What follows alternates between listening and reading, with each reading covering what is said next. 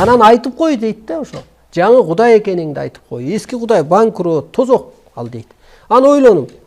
Чын эле мына Кудай дей берип ушул могу тозок жашоого ошол эски Кудайыбыз алып келди да. Слышь, псина, куда ты идешь?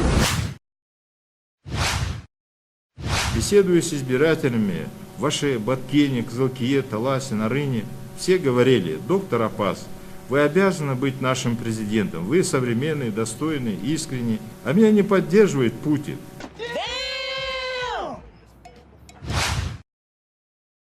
Мисалы шайлоолорго барып, мен моуларды шайлайм, тигилер шайлайм дебейм. Мен наоборот айтам, мени шайлагыла деп айтам. Себеби мен депутатка кандидатурамды койгон атам деп айтам. Мен саясатка аттанып атам, мен партияга кошулуп атам деп айтып атам. А что, так можно было, что ли? Мен министр дагы болгонго аракет кыламын. Я даже, может быть, жакын арада президент деле болуп калышым мүмкүн да. Что он сказал? Жақын арада президент деле болып қалышы мүмкін да. Ақымақтар десе, сілерді атып салса да аздық қылады.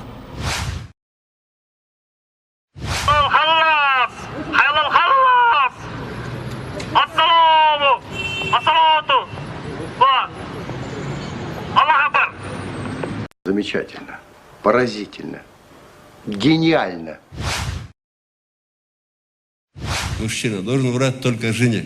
В самом Коране есть сура Бак-Корана, вторая, корова в переводе. Там есть фраза, что алкоголь мало в дозах полезен. Это имамы скрывают всегда. Мен коньякты içip коем. Кытайдан алып келген рюмкам бар 10 грамм. Ученые назвали это естественным отбором.